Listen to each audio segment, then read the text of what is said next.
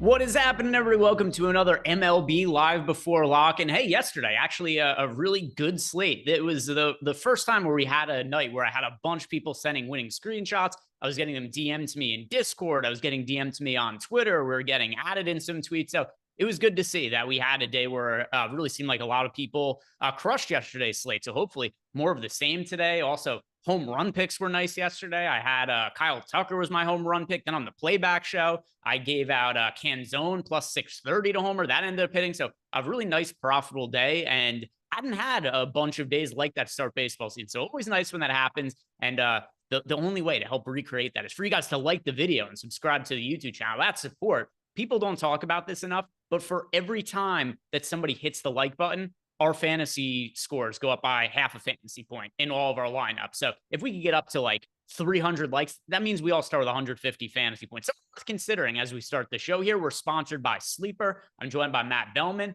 Matt, what's happening, man? Nothing. Same stuff, different day. Happy to be on here with you. Yesterday was exciting to see all the stochastic members atop the leaderboards.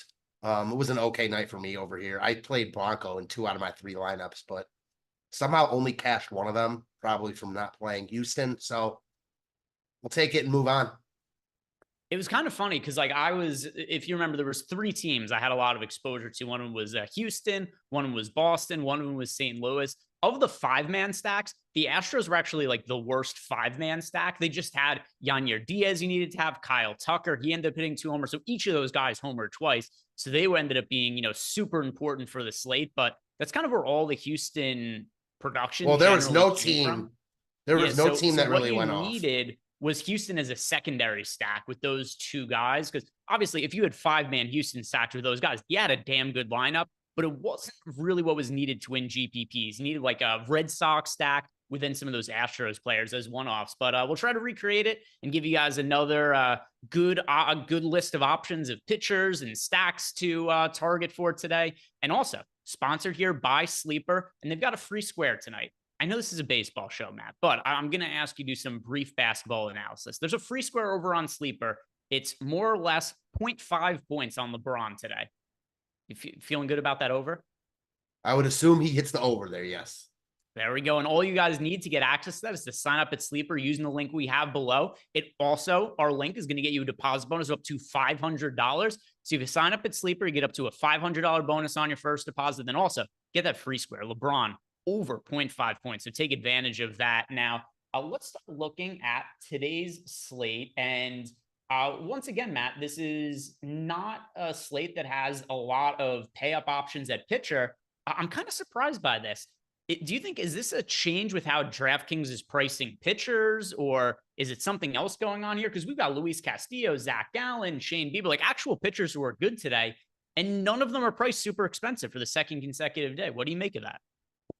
I don't know. I don't make too much of it. I think kind of wait and see if that changes. It's not like there are outliers within the slate, so I guess that's nice. And 9,400 for Castillo isn't like the top of his price point, but you're still paying for him. Yeah, and if you look at the pricing today, we've got Luis Castillo, 9,400. We've got Zach Gallen, 9,100. Shane Bieber, $8,800. Then we've got Framber Valdez, 85. So only, a handful of pitchers that are priced above 8,500. And then if you go and look over at the FanDuel side of things, FanDuel has priced their pitchers a little bit more aggressively. We've got a lot more pitchers who are 9K plus. Actually, how many pitchers? We got 1, 2, 3, 4, 5, 6. Yeah, 7 pitchers on FanDuel are $9,000 or more. So it's a totally different outlook on pitchers when you're looking at the 2 different sites. But let's start with DraftKings here, Matt, where let's group together the 4 guys that are $8,500 or more: Framber Valdez, Shane Bieber, Zach Gallen, Luis Castillo. If we're looking at ownerships here, we've got Bieber is projected for 33% ownership. Then Valdez, Gallen, Castillo, these guys are all 11 to 15%. So we got one super chalk option, Bieber. The other guys are really tightly grouped together as far as ownership goes. As far as the chalk that we have on Bieber, 33%. Large field tournaments, do you think that's too high, too low, or do you think it's about right the field is getting to Bieber in a third of lineups? I think it's right on point. I see nothing wrong with it at all. I mean, he's coming in with basically the same ownership as Bayo and Darvish. Could quibble a little bit there, but we'll see what it actually comes in as. Bieber was dominant in his season debut. Granted, it was against the A's, but he's coming off a really good spring. He's healthy. His talent level is higher than an $8,800 pitcher. Good matchup against Seattle. Seattle has upside, but they also strike out a lot. So I think you can make the definite case that Bieber is the strongest pitching option on the slate. If you want to say he's overowned, that's fine. I think that you can get plenty of other places. So I'm good playing him. If you like one of the other options more, though, I don't think that's crazy either. I'm getting to almost none of Shane Bieber. And it's really because of what the ownership is. And then also, I mean, we keep seeing these spots, Matt. I don't know how many of them it is that we've had now that you and I have talked about. Why is every pitcher uber chalk against the Mariners this year? Like, people are looking at the Mariners if this is like the A's offense or the Rockies or something like that. Every single slate, we look at ownership. It's like, hey, pitchers going up against the Mariners, they're 25 to 35% owned just about every single night. And yeah, on the surface, it's not that I have an issue with Shane Bieber as a pitcher. If you look at our projections, we have him as one of the more likely pitchers to be one of the top 2 scoring on the slate. The problem, though, is he's 33% owned with a 13% chance to be one of the top 2 scoring pitchers. Of all of the pay up options we have on the slate, he has the most ownership and the worst projection for us. Yeah, I just don't see it that way. I think it's a lot of that is baked into his numbers last year. And also, like, he's percentage points higher owned than Darvish and Bayo. So, like, yeah, you're not wrong there, but it's not something where I'm like, I'm afraid to play Bieber because of the ownership. I mean, this isn't a guy that is a, project that hopefully is good one day. Doesn't mean Bieber's going to be good tonight. But when you look at the other options on the slate, I just think Bieber's talent level stands out. And I haven't really noticed that too much of picking on the Mariners. I don't think McKenzie got to be too high last night. I know Nick Pivetta was that one start where he struck out 10. I can't remember the other starts, but for me, it's just a price. And yeah, Seattle has a good lineup, but again, they strike out a lot. And it's not a great lineup. I'm not scared to go up against them at all. Yeah, I think in single entry last night, McKenzie was 30% owned, if I remember correctly. So once again, it's a thing where people are seemingly just liking the roster pitchers going up against the Seattle Mariners. And yeah, there's also been a very long injury history with Shane Bieber the last couple of years. He's had shoulder issues, and maybe he's just going to be fully back this year. I'm going to pull up his velocity numbers right here to see how they're looking compared to himself pre-injury. And it's a little hard to say because we have a sample size of 6 innings so far this year. So it's what we've seen him face, get 18 outs. But for what it's worth, he does have a 93 mile per hour average fastball velocity. Was at 91.6 when he was dealing with a shoulder issue last year. And prior to getting hurt, he did have a fastball velocity of 94 miles per hour. So somewhere in between what it is last year and what it is before injuries, what he sat out to open up the year. So definitely some encouraging signs relative to last year, because last year was pretty clearly the worst year of his career.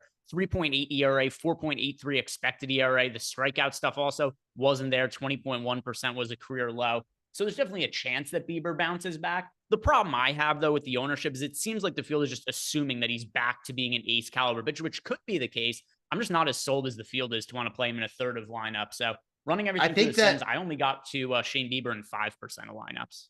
I get your point. It's well taken. I don't think you're wrong, but I also don't think he's not 50% owned. Yeah. He's 33% owned. So I just think you can poke holes in most of the pitchers on this slate. Yeah, a couple of guys are coming in with really strong leverage scores, and I get that. I just don't feel the need. I think that's a fine way to play MLB. I just don't think that's the only way to play MLB. And then also shout out to Devin Neiman, who left us a super chat here. It's kind of disappeared for me on a second. It disappeared, then it reappeared. Shout out to Devin, who said last night he took first in the $1, $3, and $12 single entries, second in the $5 single entry, third in the $25 single entry, took 7th in the 300K relay, and he only played one lineup last night. He said that he listens to us daily and weighs our opinions versus his to build his lineup. So shout out to Devin. Love to see you crush last night. I'm just doing the math off the top of my head, but seems like he made a few bands last night. Love to see it. So shout out to Devin for having the big night last night. And also, guys, don't forget, if you're playing large field tournaments, rock the stochastic avatar. Because if you use our avatar and you finish at the top of a GPP, and you add us at Stochastic HOF, you get yourself a free month of any subscription package on the site you want. So go ahead, and it's totally free to you. Just play with the Stochastic avatar, and then you win a tournament, you get yourself a free subscription there. So anyway, let's get back to talking about the other pitchers. Is there a pay-up option that you like outside of Shane Bieber? Is Bieber your favorite guy? I think Bieber's my second favorite guy. My favorite guy is going to be Bayo at 8K. Ownership is there also, but it's just a matchup thing. Oakland, Colorado, and the White Sox are considerably worse than every other offense in the majors.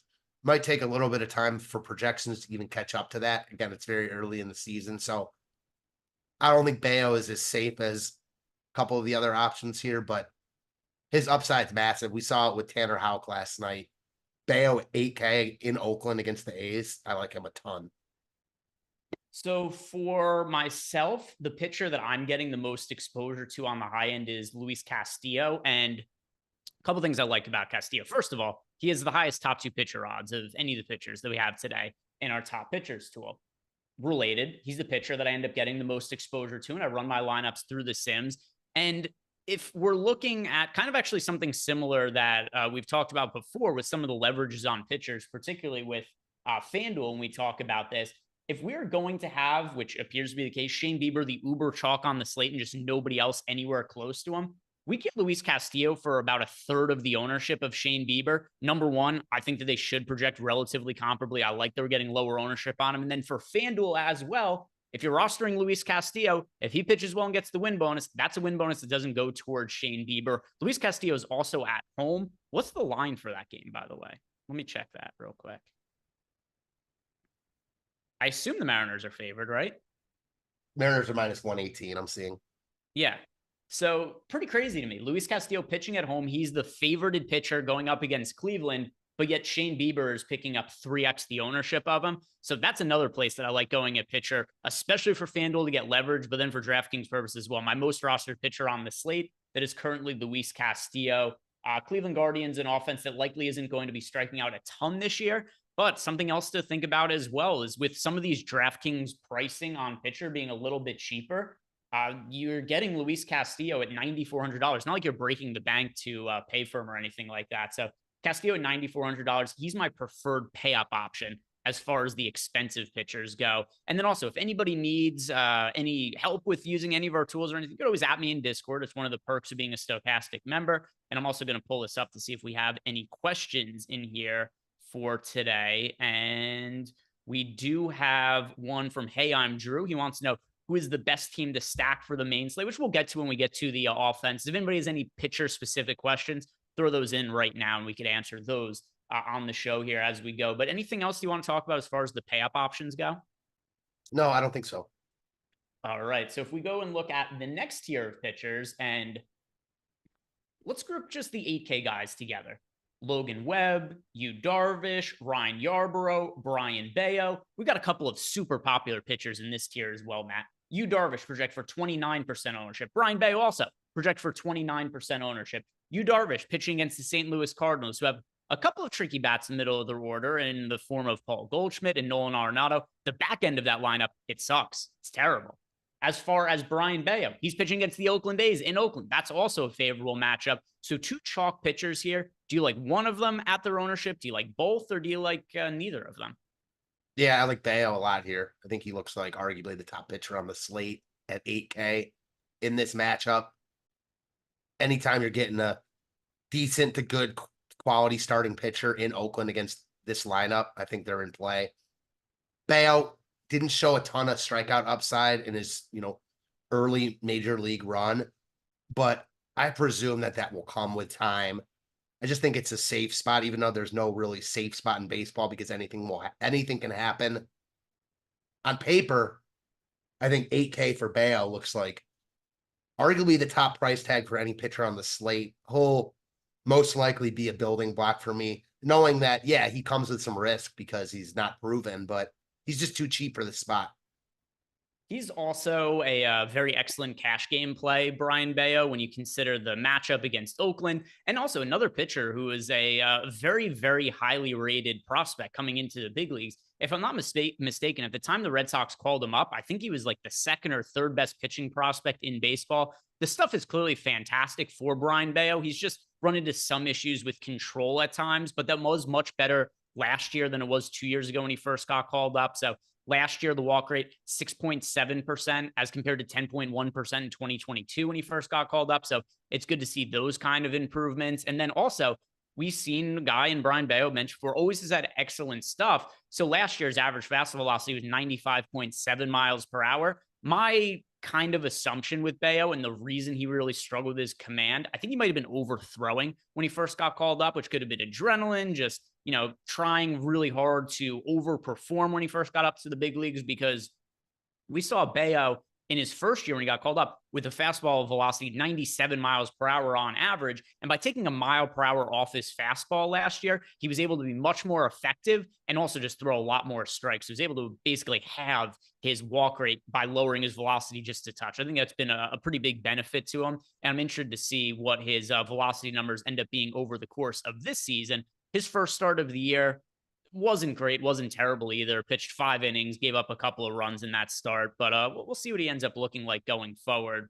And seeing we're getting some questions as well. Ryan Rennebaum asking us about Javier Assad. We'll certainly be getting to him shortly here. As far as the contrarian options go, Matt, we've got Ryan Yarborough was one of them. He's projected for 1% ownership at $8,200. We've also got Logan Webb at 9% ownership at $8,300. Do either of these pitchers really do anything for you? Because they're not making their way into my lineups. No, not for me. I like other pitchers on the slate. I don't feel the need to get too different. So I'd much rather get different with my bats on a slate like tonight. Yeah, I think the pitchers that we're seeing that are getting ownership in the mid-range here, like Yu Darvish, Brian Bayo, it's more or less warranted. I think Bayo is a little bit safer just because he has that matchup against Oakland, which I think is likely to be another elite one this year throughout the season. One other thing too, just because I am seeing people bring up some of the weather in the chat. Any weather concerns that are keeping you off of any individual games tonight? I think the only one that might happen with is the Mets Tigers game, but looks like that might be a lot better than originally thought. So no other game besides that game. How about you? Yeah, nothing for me. And something else too is, I mean, we've got these kind of weird start times. So there are games with rain, but some of them, like for instance, the Royals and Orioles game, it's not even on the main slate, so we don't have to worry about that one. But yeah, nothing on the main slate that I'm taking like out of my lineups or anything because of potential weather concerns. I'll keep an eye on the Mets game. If it looks worse, an hour from now, then maybe I'll abort ship and kind of pull the plug. But it's also not a game I'm overly interested in. Is that kind of where you're at on it as well? It's not one that you're like dying to get exposure to. Yeah, I'm mostly with that. I do think the Mets looked better as a stack earlier in the day. They've fallen off. I don't think either offense is crazy, but yeah, more than likely just a stay away spot either way. So let's talk about some of the cheaper pitching options then. And I won't go all the way to the punt guys yet. We could talk about the pitchers who are priced in the 7K range, see if we have any priorities here. None of these guys are picking up ownership. If we go from Garrett Crochet to Jose Barrios, so this is Barrios, Ronaldo Lopez, Nestor Cortez, Casey Mize, Garrett Crochet. Between these 5 pitchers, Lopez is projected for 13% ownership, starting against his former team in the Chicago White Sox.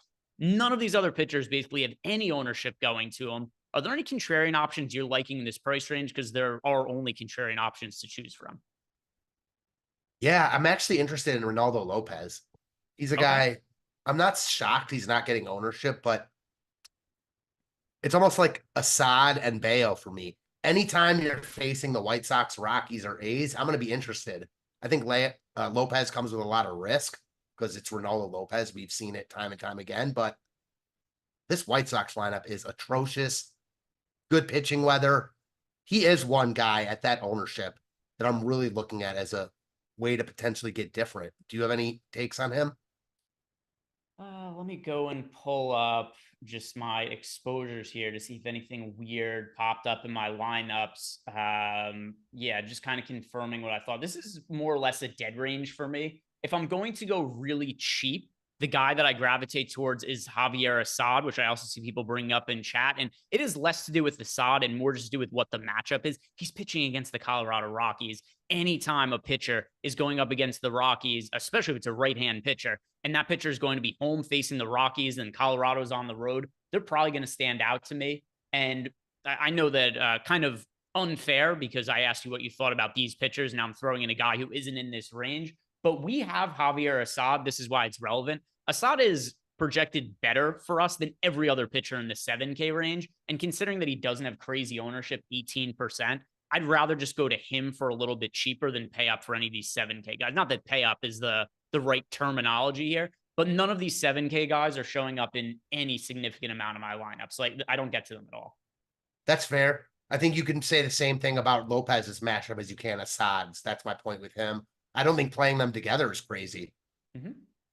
Yeah, I've got Assad in a pretty good chunk of lineups. Lopez in just under 10% of lineups for me. So yeah, none of these guys that are in the 7K range are north of 10% of lineups.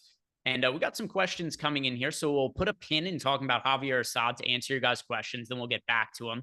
First, Rob H says, any late swap advice, guys? And thanks. So baseball late swap is not anything comparable to NBA late swap. So Rob, I don't know if you're asking it from like a comparison point to NBA or anything like that. If you're using the tools on our site, for like basketball, I'm constantly doing late swaps throughout the night. For baseball, the only times I'm late swapping in general are either one, a lineup has come out after lock and it's different than what I expected. That's going to force me to late swap, or it's a scenario where a player's scratched and I have to remove them from my lineups. Then I'll use the late swap tool. Other than that, though, you don't have to be late swapping all that frequently for baseball. It's just something that doesn't pay the same, it doesn't have the same priority in baseball and basketball. There's not a scenario in baseball where, for the most part, a player is going to get ruled out and all of a sudden like, oh my God, there's must-have value options. Maybe twice a season, you'll see an ace like a Jacob deGrom get scratched and there's just some trash pitchers in his place and everybody's priced to be facing deGrom and the offense is really cheap. But those scenarios happen very far and few between. I wouldn't sweat late swapping too much there, Rob. Do you have anything else to add to that, Matt?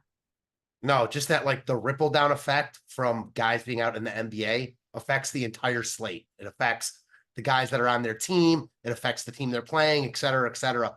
In baseball, there is none of that. If you get a scratch in your lineup, you just change that out. If not, I don't really see the need to late swap unless you're someone who, like that plays 150 lineups and is knowing you're going to do that going in, depending on how your early stuff goes. But that's not how I play.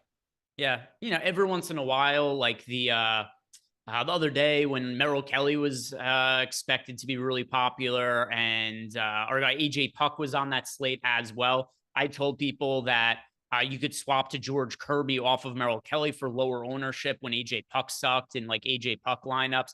So there'll be some edge cases, but for the most part, it's not something you really have to sweat out too much for MLB.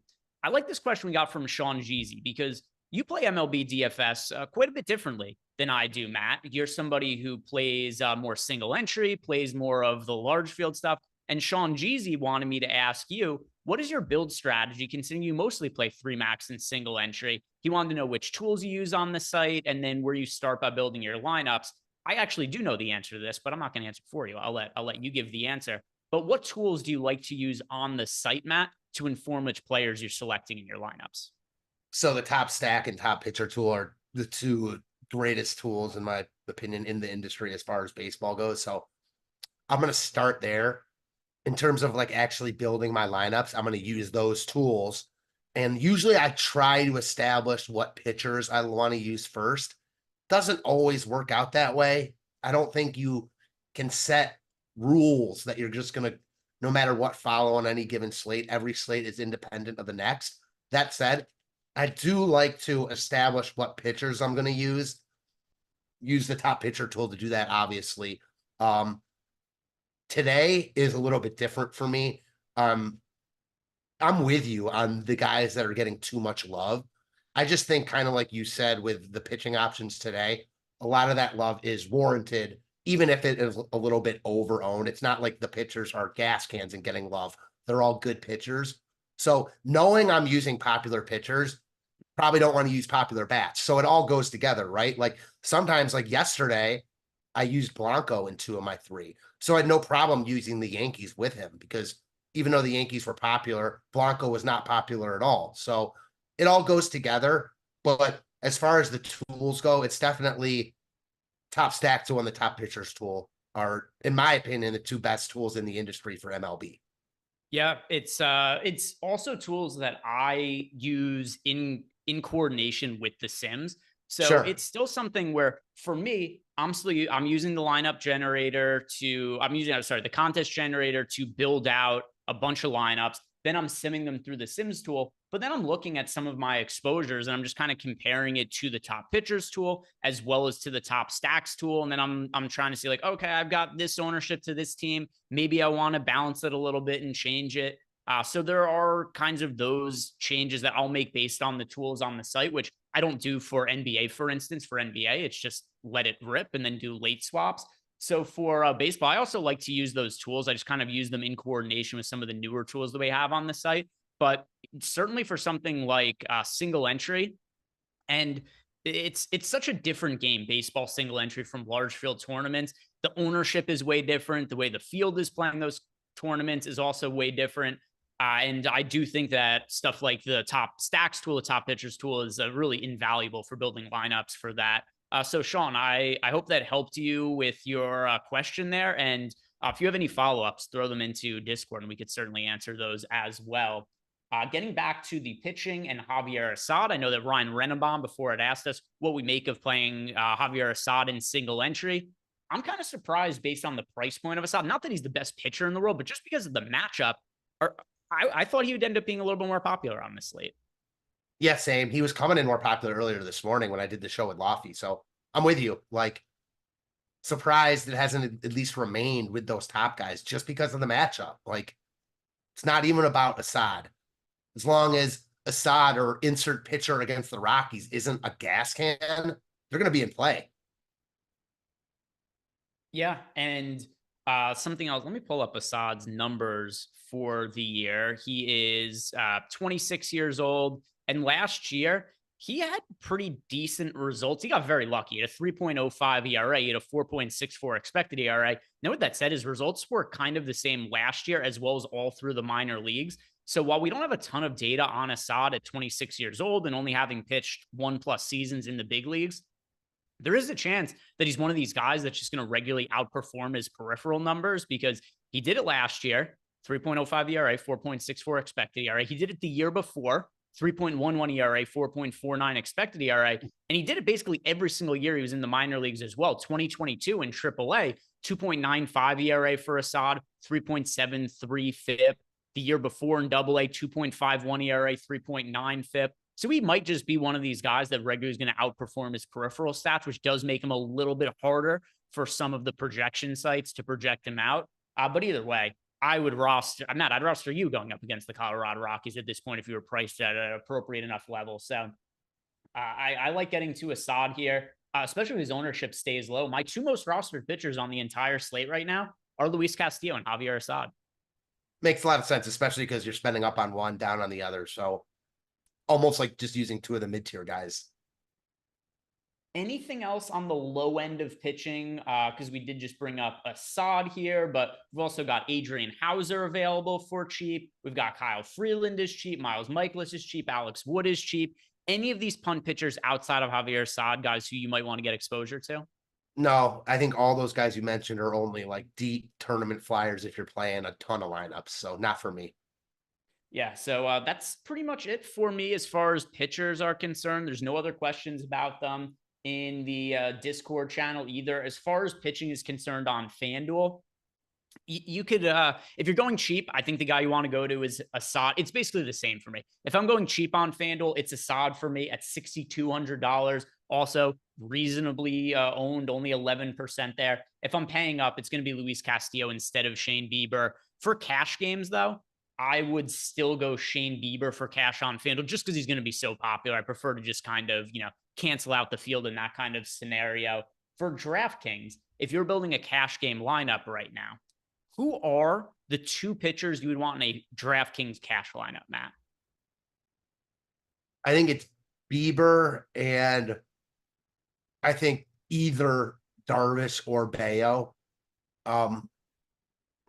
Probably Bayo. I think it's a safer spot. So Bieber and Bayo. And just real quick, I do want to say on FanDuel, where Bieber is more expensive than Castillo, I am surprised that Bieber's getting more ownership than Castillo there. So I'm 100% with you. I think Castillo is a really good leverage play on both sites, but especially FanDuel. Yeah, so when I'm looking at my pitcher exposure, that's why I like Castillo over Bieber. It's not because of expected output as much as just the similar projections, and one guy's a third the ownership. So that's the way that I like going. Oh boy, we got our guy back. Can't wait for this. BBC GC in mouth.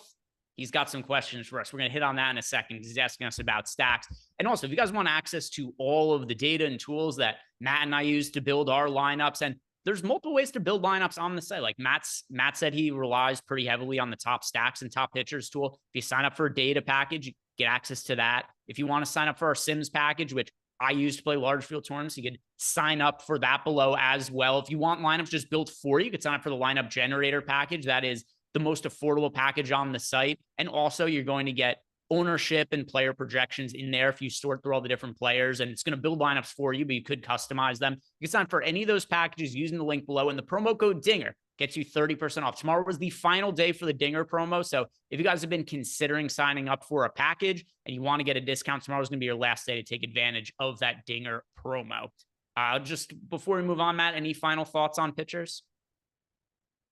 No, I guess I will just lastly say that Assad did really struggle this spring. So it's not like he's the safest player in the world. It's just kind of like you said, a matchup thing.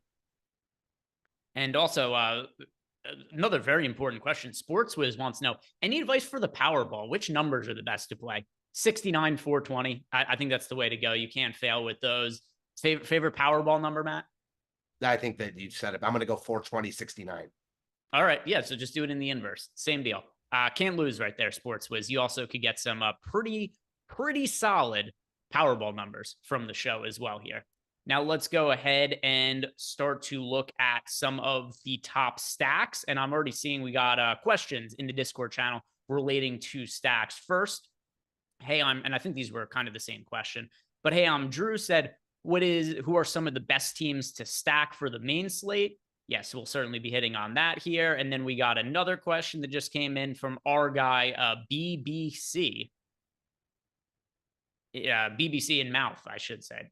So BBC in mouth, I think it was BBC in mouth 8, if I'm not mistaken, because the first ones were, yeah, it is. It's BBCG in mouth 8 because, 1 through 7 were already taken in the Discord here. But he wants to know, fade for expensive, mid, and cheap stack, and who has the biggest BBC today? Word. All right. So first thing, biggest BBC today. I think that's probably always Yordan Alvarez. If I'm just, I'm basing this based on body types. I don't really have a lot to go on. I haven't done the investigative research. I'm not like looking at dudes' bulges or anything like that during the games, but I'm just going to guess Yordan Alvarez because I have to give somebody. He left us a question in Discord. He's a paying customer. I can't not answer his questions. So I'm going to go with Yordan Alvarez. Do you have a better guess than that? Aaron Judge might like a word. All right. Aaron Judge. I don't know. He's got like red hair. I'm a little skeptical of that, but all right. Other part of this, he wants to know, fade for expensive, mid, and cheap stack today. Well, I don't know that I have like a stack fade at each price point or anything. Yeah, same. I don't have that either. This is another slate where ownership is really spread out. So it's not even about the fade of the one popular offense. I don't think you're doing it wrong playing almost any offense on this slate. It's almost the flavor of the night type of thing, which we've had a couple times recently. There is no Dodgers and Coors. There's a couple bad pitchers on this slate, but they're in not great matchups either. So kind of slim pickings when it comes to bats tonight outside of Atlanta. Eddie T. Deasy in the chat, by the way, he's saying Jose Altuve, which, here's the way that I am going to assume. You got to be a power hitter. right? You got to be swinging a big stick for me to pick you for the BBC GC and Mouth 8 question right here. If you're not a power hitter, I'm probably not picking you for this particular question. But yeah, I don't have a particular fade across each price range or anything like that. And there's only one team that's super popular for today. Surprise, surprise, the Atlanta Braves. And the Atlanta Braves, as chalk the last couple of years, have basically murdered any slate that they've ever been chalk. Whenever we see a chalky Brave stack, it's something where in single entry, if the Braves are popular in large field tournaments, then they end up being like 30% owned in single entry, all these individual bats. So at least as far as single entry is concerned, I don't want to be playing the Braves there. Another thing too is I think Garrett Crochet is a very solid young pitcher. So he's not somebody who I'm like super keen to be stacking against either. But what do you make of the Braves relative to their ownership in large field tournaments, Matt? They are the most popular stack on the slate, project for 13.3% ownership. We also have them with 14% top stack odds. So how are you going to be handling the Braves tonight? The Braves are an interesting one because I'm with you on Crochet. You know, he came up with a ton of pedigree out of Tennessee, pitched right away in the majors before getting hurt. It's the Braves, though. So they're getting the most love, as they should be. Best offense on the slate. Well, right behind the Dodgers, but in a much better matchup. So it's weird because they are the most popular team on the slate, but they're also coming in under-owned. So I think you could play it a multitude of ways. I don't think there's one strict way. I don't think it's I have to fade them. I don't think it's I have to play them. A lot of it will decide on the pitching options I use, kind of like I was talking about before. If I end up building around like Bieber and Bayo, I'm not going to play the Braves and like the higher dollar 3-entry max stuff just because I'm going to be fighting with too many people. But if I decide, okay, maybe I want to play Luis Castillo, or not Luis Castillo, Ronaldo Lopez, maybe that might open up the Braves for me. So I think you just have to kind of put all things together. How about you? Single entry, not a team I want to stack in the Atlanta Braves. Because once again, like the top stacks tool indicates their ownership in large field tournaments more or less fair. So across the lineups I built in the contest generator or Sims tool, I got to the 10% of my lineups are Brave stacks, right? Like right around in line with the field, the team I'm getting a good amount of. But single entry, which also is going to apply to a lot of people. If you're playing just, you know, a lineup in the 121 single entry, the $12 single entry, it's tough sledding to build a Brave stack and beat out the field today because they are likely going to be the most popular team by a very wide margin. So in large field tournaments, I think they're appropriately on. I'm not going to be touching them in single entry. Even as one-offs, I don't think I'm going to be playing these guys in single entry just because I think each of these individual bats are going to be so popular. It's always scary. It's scary as shit to not play the Braves because they're going to be crazy popular and they're going to be super live to go out and hit a bunch of home runs. But I think there are teams that we could get like slightly lower expected output from, but for way lower ownership. So that's where I'm going to be looking in single entry is somewhere else. So Matt, if you aren't looking at the Braves in single entry, what is the team that you are gravitating the most if you're playing in just a one high dollar single entry tournament? So that's TBD, but I will say, and this is kind of going back to the Braves thing too. I think a way you can play the Braves is play the bottom half of their lineup also. Like Sure. we're seeing a lot of that ownership come to Acuna and Albies, which should. I mean, those guys are elite, especially against left-handed pitching. But you look at Harris, Ozuna, Olsen, Chadwick Trump, all these guys are coming in under 10% owned. So there are ways to get different within the Brave stacks, excuse me. I'm not sure that's how I'm gonna build, but I think that's very plausible and viable. If I had to pick one team though that I'm looking at that I really like right now, the Cubs have jumped up considerably in our top stack tool. Might be the Cubs. Ownership is right on line with them, so I don't love them, but I feel similarly about the Cubs, the Red Sox, and then the team that might be my answer, and I'm just going to give it, is the Yankees. And this is the tools just telling me. I know Zach Gallen is really good. Our tools love the Yankees here. This is one of those where when they go off, they're going to hit home runs. I love the idea of using contrarian Yankees with popular pitching. My most rostered stack on the slate is the Chicago Cubs. They're not projected for a ton of ownership. You had mentioned the top stacks tool, like them. Same when I ran everything through the Sims tool, I got to about 25% Cubs stacks, which does make them my most rostered stack by a pretty wide margin. So that is looking like the team I'm going to be playing in single entry as long as nothing crazy changes with the weather. And also Kyle Freeland, I know that his numbers can get skewed because he pitches half his games in Colorado. I don't like what pitcher is ever going to want to go to Colorado as a free agent or anything like that. Just kill your market value. But he started the year terribly. His numbers last year also, just park agnostic numbers, were awful. 5.03 ERA, 5.7 expected ERA. Another thing, too, that's a really, really big red flag about Kyle Freeland.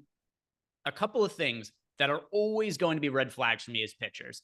If you see a pitcher get over the age of 30, their strikeout rate falls off a table and their velocity goes down, it's a problem. And those are all boxes that Kyle Freeland checked last year. His fastball velocity for his entire career sits around 92 miles per hour. He has never had a season with average fastball velocity sub 90 miles per hour, 89 miles per hour average fastball velocity for Kyle Freeland last year. When you combine that with his strikeout rate last season was 13.9%.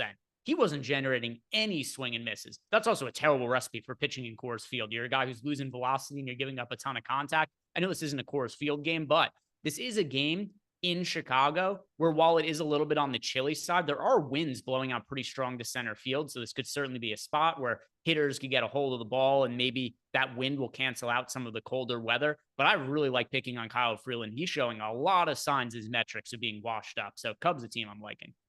Did you imagine the ownership on the Cubs if this game were in Coors? So I love that. High. Like, yeah, it would be real high. So yeah, I'm with you. I think they look great here.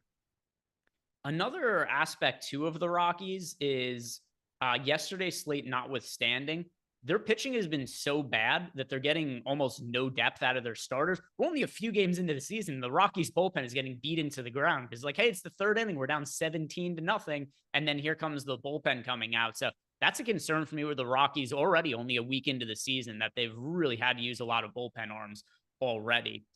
Getting back to Discord, we got a question here from Master PJ. Master PJ says he's still learning MLB. So he wants to know, if Boston gets postponed after the slate starts, can we use late swap to rerun the Sims without that game? So a couple of things about this.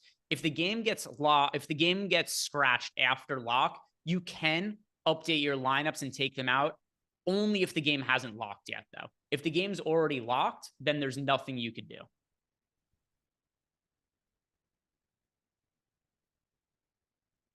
But other than that, yeah, if the game either gets postponed before it locks, or if you just get a sense that it is going to be rained out, then yeah, you can go ahead and you could use the late swap tool to take them out. I think that answers your question, Master PJ. And the thing I took out of that most is he said something about the Boston game. There's no issues there. Yeah, I don't know if he was using that as an example. Oh, okay. Or he was just saying he was concerned about. But yeah, there are no concerns in that game, Master PJ. If that is something, to Matt's point, if you are just specifically concerned about that game, no real issues there. The next question we have here is from BBC in Mouth. He wants to know if we've been checking out the bulge on Ronald Acuna. A step too far here, my friend. I don't have it. Maybe you have this saved on your hard drive or your computer everywhere. I don't. I can't tell you that I know the bulge of a single player in baseball. I don't know any of them. I'm sorry. I should be better about this information. I just don't have it. For Prong, Digger wants to know any weather concerns for the Chicago games. So overall, I'm not massively concerned. There is a little bit of cold weather in those games, but at the same time, too, there's also going to be windy conditions that are blowing out to center field. So I kind of think those are going to cancel each other out. I'm not changing I'm not looking at the Cubs as a stack and saying like, oh, it's a little cold, I don't want to stack against Kyle Freeland. I'm not looking at it that way at all. And as far as like actual weather, there's no games I'm getting off right now because of weather. And I think Matt had said the same at the top of the show, correct? Yep, that is correct. And now Mr. Cool Cam wants to know, what is our favorite stack for a FanDuel GPP? So far we were talking about some of our DraftKings stacks, and those were the questions that we were getting asked. If we go and look at the FanDuel side of things, here's what's different about FanDuel. We've got way more ownership going to the Cubs, whereas the Cubs are fairly low owned on DraftKings. They are 13% owned on FanDuel. The Braves are 15% owned on FanDuel. We also have the Red Sox at 11% ownership. So we do have more condensed chalk on FanDuel because these three teams are making up nearly half of the field's ownership. For FanDuel purposes, does that change what your favorite overall stack would be if we're looking at the FanDuel side of it? It does. I mean, the Cubs are just like between the Cubs and the Braves on FanDuel, I think the Braves are definitely the better choice. They're coming into similar ownership, much higher chance of being the top stack for Atlanta. It puts teams like the Yankees, I like even more. A team like the Giants, who are getting a lot of love on DraftKings, not as much on FanDuel, I like on FanDuel. So it's kind of the inverse. Yeah, if I'm looking at the FanDuel side of things now, like I'm not saying that like I wouldn't want to get to the Cubs or the Red Sox. They just don't look nearly as appealing as they do on DraftKings because of ownership concerns. So if I'm looking at a team that I would like getting to on FanDuel as my one team, I do think the FanDuel slate is harder than the DraftKings slate looking at ownership. I agree. If I'm picking one team, one team on FanDuel, I think I'd be most inclined to go to Assad at pitcher and then pay up for the Dodgers at offense. Because you're getting the Dodgers at very low ownership. I know they don't have the best matchup in the world against Logan Webb. And once again, this is a little bit more FanDuel oriented than DraftKings. But still, this is the Los Angeles Dodgers offense. I think they're capable of getting to any pitcher at any given time. And considering the price point on Javier Assad, if you're rostering him, you could stack up any offense you like. So I think that's a good way to get different. Los Angeles Dodgers going up against Logan Webb. And something else, too, about Logan Webb, he did have some home run issues last year. He had a 15.4% home run to fly ball rate. That's something that was different from what we've seen earlier from him in his career, which is why he had a 3.25 ERA, but 3.63 expected ERA. Maybe he'll be a little bit homer prone again this year as he was last year. If that's the case, pitching on the road in Los Angeles, maybe it could be an issue for him. So I'm going to go with the Dodgers as a contrarian stack to like for FanDuel. Is that a team you get yourself to on DraftKings? Because I don't get to the Dodgers on DraftKings, but I do on FanDuel. It's so hard to get to them on DraftKings because of their price tags Yeah. and the matchup.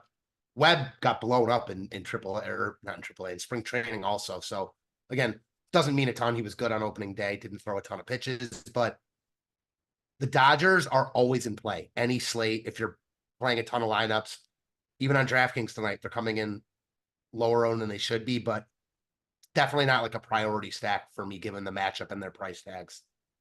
And then once again, BBC and Mouth wants to know, should he be playing Dodgers 5-man stacks on DraftKings? I'm going to play very, very few Dodgers 5-man stacks, I think, for most of the season, unless we start to have some slates where there's just a bunch of really crazy, good, cheap pitching options. It's just the price point is hard. So guys like Mookie Betts, Freddie Freeman, Shohei Ohtani, I'm going to rush them a bunch as one-offs, as secondary stacks. But for 5-man stacks, that's going to be hard for me to justify for this slate for baseball. Mm-hmm. Let's talk to some of the other stacks we like, because we've talked about a handful of stacks that we don't like all that much. And I'm getting to a ton of Cubs. Cubs overall, my most rostered stack on DraftKings. Are there any other stacks that are sticking out to you on the DraftKings side of things, Matt? I know I'm going to get shit for this because I always do, even though they helped me do really well the other night. I can't help but think that the Rockies offer a good amount of leverage here. Now, I wish that Assad were getting more ownership, but he's still going to be popular. And he is far from a proven arm. So this is one where you know that Assad's in a good spot because of the matchup he's in, but this is the type of guy that can get hit around in any spot. The Rockies lineup is still okay. It's not great by any means, but it's definitely better than their pitching staff. So again, they don't show up high in our top stack tool, but you've got the built-in leverage going against Assad. I don't know. I just can't help but think that like there's a place for the Rockies on this particular slate. Let me see. Rockies exposure. I think when I was running stuff earlier, I was getting to the Rockies. I'm not now, though. And I think it's because of what you mentioned with Assad's ownership coming down. Where's the leverage doesn't exist in the same sort of way. If we had Assad back at being like the close to 30% he was earlier in the day, then you go, there's some leverage there. With it being owned in the teens, it's a little bit less. That's fair. Something that I'm really getting to. But the team that I do have the second most exposure to, I actually only have two teams that I have, well, 3 teams I have double-digit exposure to: the Cubs, the Braves, but more or less in line with the field on the Braves, and then the Boston Red Sox again, going up against Alex Wood in Oakland. And a lot of the same things are going to apply to the Red Sox that we hit on yesterday, which is, no, this is not the most hitter-friendly ballpark. It's a pitcher ballpark, but it's a pitcher in Alex Wood who, at a point in time, was very good top of the rotation. Not like an all-star caliber pitcher, but he was somebody who was at the top of rotations. That has not been the case the last couple of seasons. And also keep in mind, he was pitching in San Francisco the last couple of years. So another very pitcher-friendly ballpark. Still last year, 4.33 ERA, 4.67 expected ERA. And that's even though he made half of his appearances out of the bullpen. The year before, 5.1 ERA, 4 expected ERA. So we did get a little bit unlucky there. But also, another pitcher who's seen his fastball velocity go down in recent years. He's allowing more hard contact. The home runs have been going up against him. So I do think this is a pitcher that we could pick on in Alex Wood, a solid offense in the Boston Red Sox. We're also seeing the Red Sox, they're open to running a ton. During last night, so I think it was 3 bases, if I remember correctly, in Duran last night for the Red Sox. So I like rostering Boston again against the Oakland A's. And the A's, another team with a very shitty bullpen. And they had to go to the bullpen for how many innings yesterday? Probably 4, 5 and some change. I think Mueller pitched 5 innings. They had to exhaust. Here we go. All right. Yeah. So the A's had to go to the bullpen. Actually, only used 2 pitchers out of the pen. Yeah, Kyle Mueller. They got Boyle, the starter. They only got 2 2/3 innings out of him, and he did end up being fairly popular yesterday. But that aside, yeah, Boston Red Sox going up against Alex Wood. That is my second most rostered offense. So kind of like yesterday, where I was trying to highlight the 3 teams I had double-digit exposure to. I'll do that again today. Chicago Cubs, Boston Red Sox, Atlanta Braves. The one caveat on the Braves is about in line with the field. It's not anything that I'm way different on. But for yourself, you had to go and pick your 3 favorite stacks for a large field tournament. Which 3 would you go with? So real quick, just on Boston, because I do like them with you, and I used them last night. It was a classic case of the no home runs thing. Like Duran was good because he stole 3 bags, but no one else was that good. Everyone was just good. They all were about like 10 DraftKings points, 10 to 15-ish, which is solid, but probably not going to be enough to win tournaments. But I'm with you though. Like there's still upside here. I know they didn't have a ton of extra base hits last night, but Alex Wood is not a guy I'm scared to pick on. They're not getting ownership. So they are going to be one of mine. Give me the Red Sox, the Braves, and the Yankees, with the Cubs right there too. And are there any super low-owned punt offenses that are sub 5% owned that you think are going to be making their way into your lineups? Just the Rockies would fit that bill if it's them, but also totally fine if the answer is nobody. It's them, and I'll duck now. All right, there we go. Yeah, I'm not making you keep talking about the Colorado Rockies. But... No. Yeah, it is none of them for me. None of the ones for cheap. So let me double check and make sure there were no questions we missed out on in the Discord. And a bunch of them actually just came in. So we'll answer these, then we'll do home run picks, and then we'll hand it over to the NBA guys. So first, Go Tigers wants to know, are San Diego stacks viable? San Diego going up against Miles Michaelis. So the outlook for the Padres, I don't find to be poor. They're just over-owned a little bit. So I have 4% 5-man stacks, and it's less than what the field has. Single entry, they're not a team that I'd be considering. They're in play, but it's not an offense I'm super interested in. For yourself, Matt, San Diego against Miles Michaelis?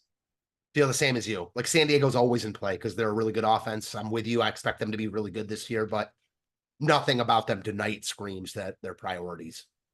Bogsy 5668. He says, if I want my specific exposure to a team stack to change, but I want to hone in on certain hitters within the stack, I'm better off boosting the stack or the players. If there's individual hitters that you want more of, then you should boost those individual hitters. And if you do want more of the stack as well, so you can do this twofold. If you want more of the stack, you could boost the stack, and then you could also boost the individual players. They'll give you more of the stack and more of that player in the stack. So yeah, Bogsy, you could go about it both ways. I think that if you are I'm trying to figure out what exactly it is. So he wants his exposure to a stack to change. I think he meant to say you don't want it to change. If you don't want, I'll follow up with you in Discord after the show ends in a couple of minutes. BBC and Mouth says, do we like any pay up pitching today? Yeah, my most rostered pitcher is Luis Castillo. So that is a yes. And then IC50 said, is today a choose stack first or pitcher first? Maybe not phrased correctly. Also, I don't usually say like I need to pick my pitchers first or my hitters first. Every once in a while, though, there's going to be a spot where it's like, oh, this pitcher stands out like way above everybody else. Like Jacob deGrom is underpriced or something like that. But you don't have to roster your pitcher or your hitter first necessarily. No, although when I was explaining like how I build, and then this is obviously a little more pertinent for someone who hand builds, I do like to establish what pitchers I'm using. Ideally, doesn't mean that always happens, but ideally I like to do that just because I also like, if I'm playing 3 lineups, I will very rarely, like once in a blue moon, use different pitching options in every lineup. Usually I'm consolidating to 3 arms. Sir Drake in single entry. Who am I taking? Castillo, Bieber, Valdez. If I'm only rostering one of those guys in single entry relative to ownership, Luis Castillo. And then Boggsy was asking some more questions about stacks. Yeah, Boggsy, this show's going to end in like 30 seconds, and then I'm going to jump into Discord, and I'll discuss that with you a little bit more. But let's wrap up with this. And if you guys haven't done it yet, like the video, subscribe to the YouTube channel. We're going to be having NBA lock coming up, live before lock coming up right after us.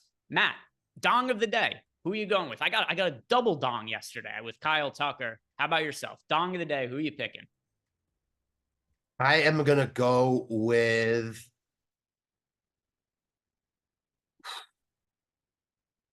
I'm going to go right back to it. Trevor Story. Let's see. The next one is... next one for me, I'm going to go, I'm not going to predict 2 home runs, but I'm going to go Seiya Suzuki. He's my most rostered individual hitter on this slate.